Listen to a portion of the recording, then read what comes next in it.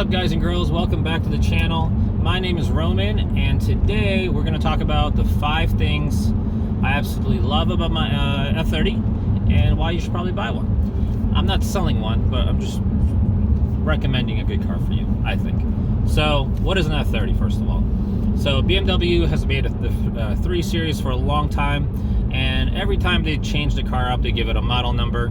So an F30 basically is a 3 Series between 2012 and I believe 2017, maybe 18. Like an E90, for example, was like 06 through 11, depending on I believe the coupe you can get through like 2013. So, but that's what it is. The BMW 3 Series basically came in a sedan or a wagon version, and it kind of came with a lot of different engines and trim types. So just really quick to run through those. So there was the 320, which is a 4-cylinder turbo model, I believe 180-ish horsepower.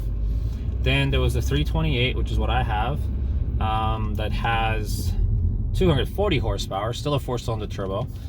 And then there was a 335 with 300 horsepower, which is an inline 6 turbo, single turbo.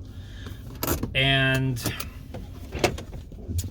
there was a 328D, which was a 4-cylinder turbo diesel, 330E, which was a hybrid.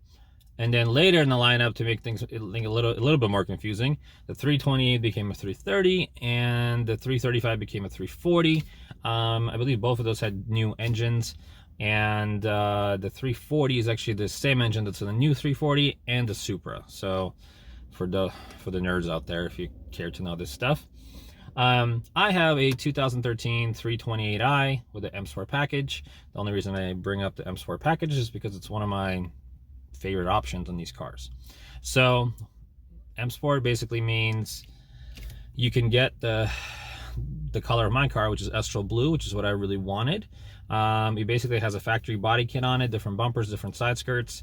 It has sport interior, sport suspension, full black interior. So even if let's say you got tan, I believe the actual like outside is black. And then different interior trim and some other like little options, things like that. And so what I like about the F30s, first of all, is the way they look. So obviously it's subjective, but particularly in the M Sport package, which is makes the car look a little bit more sportier, a little bit more aggressive. I think the car looks great. Obviously, again, that's an opinion thing, but between the offerings from Mercedes and Audi in this year, the facelifted A4 S4 model looked a lot better than the 2012. But for some reason, the A4 variants were more expensive than these. And I would say if I had to choose between the two, if I didn't need the all-wheel drive, I would always pick the BMW. So, good looking car, first of all. Second of all, very fun to drive car. Now, a lot of people probably who are watching this, if you're familiar with F30s, you're going to say like, oh, you should get the 335 because it's faster and it's better and this and that. So the difference, I partially agree and I partially disagree. The key difference obviously is the engine between those cars. Everything else is pretty much identical, with a few minor little things. I believe the brakes were, the base brakes were bigger on the 335. And then there's dual exhaust out the back, instead of like single side exhaust on the 328s. So I agree, it is a great engine. It's the same engine we have in my wife's X5. Very potent, fairly reliable. Well, I'd say actually it's very reliable for the engine. I've never had any problems with the engine outside of some gaskets, and then obviously some typical maintenance things as the mileage goes up. So, but I think the 328, the 328 came with 2 engines, either the N20 or the N26. Same horsepower, same engine. One was just better for emissions. If you live in California, you always got the N26 basically. If there's some other states as well too, but same overall horsepower, same design, with some tweaks. And I think the 328s are severely underrated. So you can pick one up for a better value, in my opinion, and still have a lot of fun driving it, because the cars, I believe the 328s are actually a little bit lighter in the front, so they actually feel a little bit more balanced. I just read this. I haven't driven the exact same car with the same engine in it, so take that for what it is. But it is a smaller engine, so it does kind of make sense. I believe the reason they gave in their article was the 335 suspension didn't accommodate for the weight of the engine as much as it should have. But that could be obviously easily remedied, or that could be easily overlooked because you're getting 60 more horsepower, more torque, it's a 6-cylinder engine. So, you know, you can definitely make more power out of those engines if you wanted to tune, you know, and get more. So, but I think the 328 is a little bit better value.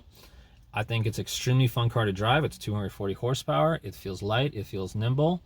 And it handles the corners really well, even in stock, completely stock form.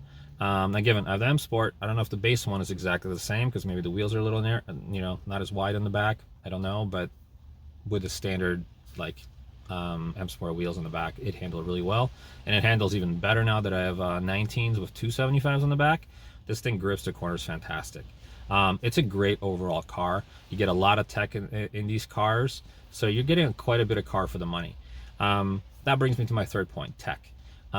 There's a huge variance in these cars between your base model and your fully loaded models. And I'm just gonna run, I don't want to cover all the options. I just want to give you like an example of how many different options just for one, really like one system this car has. So you can get this car with basically no driving aids. It's like no backup camera, no parking sensors, no anything to help you, right? Which will still be fine. It's not that big of a car, but you know, sometimes it's nice to have. So you can also get it with backups, with parking sensors. You can get it with backup sensors and a rear camera, or without. You can get the 270 view cameras, which puts extra cameras in the mirrors, and you can basically see almost completely around the car, just not the front of the bumper. You can also get the option for the front view cameras, which were in the bumper, kind of like facing outwards. So if you're like live in the city and maybe you're pulling out between buildings or a lot of parked cars, you can pull your car front out a little bit and see what's coming instead of having to pull out a lot more. That's just parking aids. Like that's just like a little part, you know? And honestly, one of my gripes and the things I didn't like about this car was that there's so much tech that if you assume something comes with this car, you might be surprised. Not that everything was a separate package, but there are some things that were separate that I thought should have been included. You know, if you have parking sensors, you probably should have a backup camera.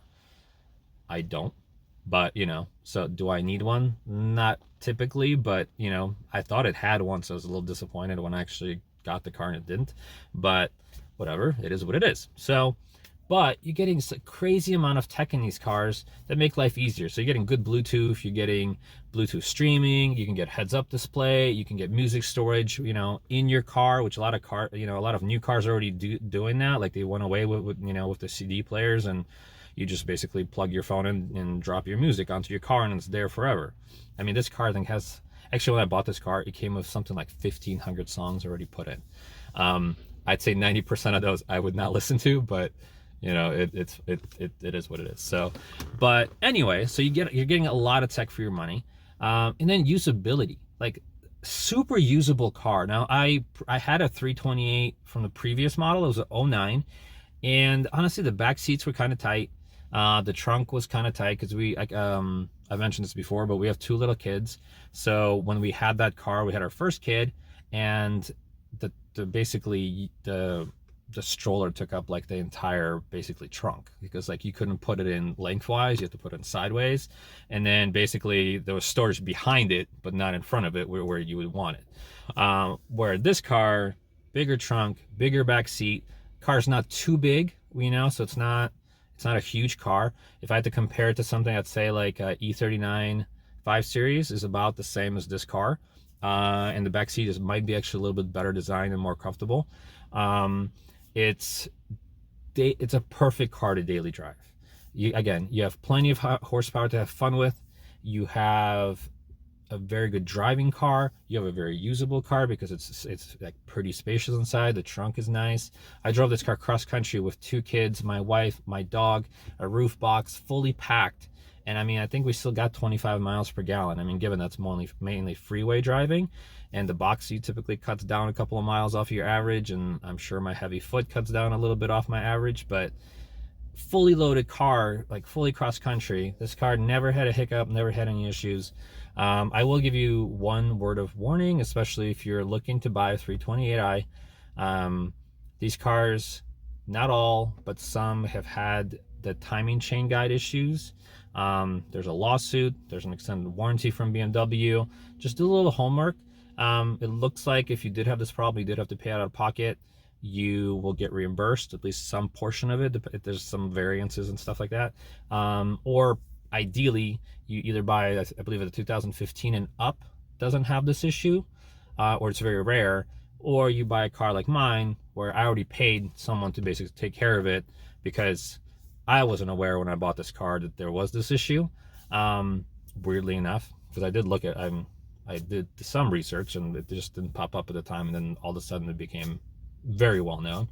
So the 335 does not have that issue, but I feel the 335 has a little bit more of the smaller issues, where like I've had to do nothing on this car outside of, you know, doing that whole timing chain kit and, you know, just doing some coil packs and spark plugs just because of the age of the car and the mileage. Where the valve covers on the 335s tend to go, the valve cover gaskets, and so I did say valve cover, yes, the valve covers tend to go because there's a valve built into the cover and it's not replaceable. Some people have tried to replace them and it's been like hit or miss. Some people fix that little valve and it works, and some other people fix it and it doesn't work, so you have to buy a new valve cover. Now they're not extremely expensive, but it is kind of like a weird thing that you have to replace your entire valve cover. By the way, it's plastic. It's not metal on these cars. So, but there's valve cover gaskets, like oil housing gaskets. There's a few other things that you kind of need to take care of on those cars, but there's smaller projects where on this car, like changing your timing chain guides is $2,000 and upward, depending on where you take it. So just a heads up, you know, I do recommend this car, the 328. It's a great car. I feel like it's underrated, undervalued. So you can get a better deal, but obviously if you got to spend another $2,000 on top, and you could have bought the same thing with a 335, since these cars are now getting, you know, older, I mean, you might be able to do that now. So just a heads up. So, and then the last thing, the fifth thing, is the aftermarket support. I mean, there are so many options for aftermarket products to customize these cars now. It's really amazing. Like this car, because it has so much tunability, because these are all turbos now, you know, everybody kind of jumped on these. So there's different body parts, there's interior parts, engine parts, suspension parts. There's a lot of options. Like you're not, if you buy this car, like you're not going to be stuck with like 1 or 2 different like coilover options. Like pretty much every company makes something for this car. Lots of different wheel options, lots of different things like that. And if you're anything like me, you like to kind of put your own touch, you know, on the car. You have a lot of choices. And I think that's it. I'm going to cut it short here because I know I tend to ramble. So if you guys enjoyed this video, please subscribe, please like. I am trying to get to 200 subscribers. It's a small goal, but you know, it's got to start somewhere. And eventually, hopefully, when we get enough people watching and maybe I can get monetized and whatever, we can start doing some more stuff. And I really want to do giveaways. So like, you know, if you like F30 content, you have an F30, you know, maybe we can do like a brand new lip, or I don't know, like something cool for you know, for a car. And I mean, who doesn't like free stuff? So that's it. Enjoy. Again, please subscribe, make a comment, especially make a comment. You know, if you have experience with these cars and there's something you love about it, let everybody know. Or maybe you had some other issue with this car that's maybe fairly common that I'm not aware of, let everybody know as well. Or, you know, maybe you've driven like a 335 and a 328 like back to back through some mountain roads, and you're just like, you know, the 328 does actually feel better in the turns, even though it's not quite as fast. I mean, I would love to like do it like a, you know, like a full comparison day to day, 1-to-1 sometime. So that's it. Have a great day. Enjoy. Come back soon for another video. See you later.